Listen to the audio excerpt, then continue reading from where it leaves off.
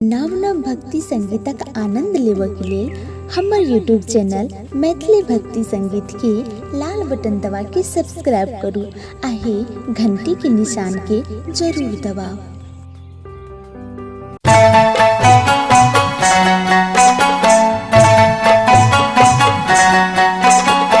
एखन अपने सब सुन रहल छी डीजे बालकृष्ण के भक्तिमय प्रस्तुति।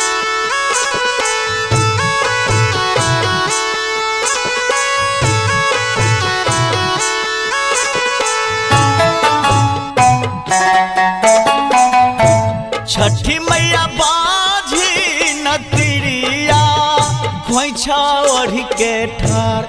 छठी मैया बाझी नतिरिया खोइछा ओढ़ के ठार। रोना मैया दियो ने गोदिया में अहाँ ये गोलाल। रोना मैया दियो ने गोदिया में अहाँ ये गोलाल।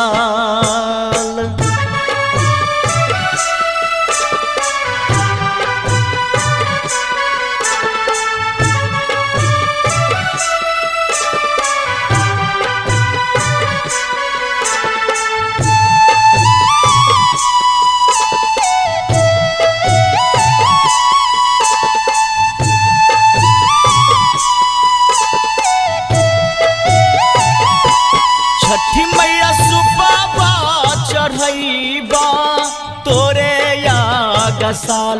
छठी मैया सुपाबा चढ़ैबा तोरा जोरे याग साल। रोना मैया नटुआ नचाई देब पोखरी के घाट। रोना मैया नटुआ नचाए देब पोखरी के घाट।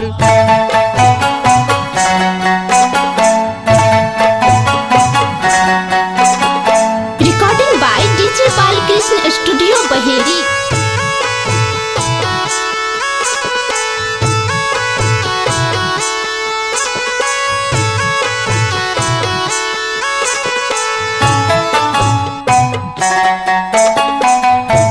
छठी मैया केरा घोर चढ़ैब तोरा जोरे याग साल। छठी मैया अन्हरा से बक तोहर जल में छठार। रौना मैया दियो ने नैना देखब संसार। रौना मैया दियो ने नैना देखब संसार।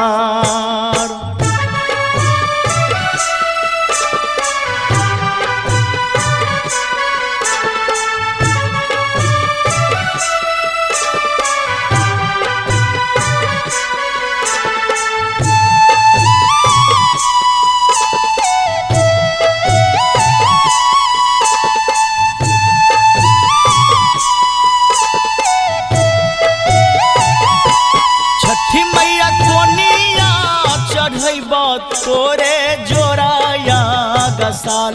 छठी मैया कोनिया चढ़ैब तोरे जोरा याग साल। राना मैया राइटर राम नहरन के करुणे उधार। रोना मैया शंभू से बक के करू बेर पार।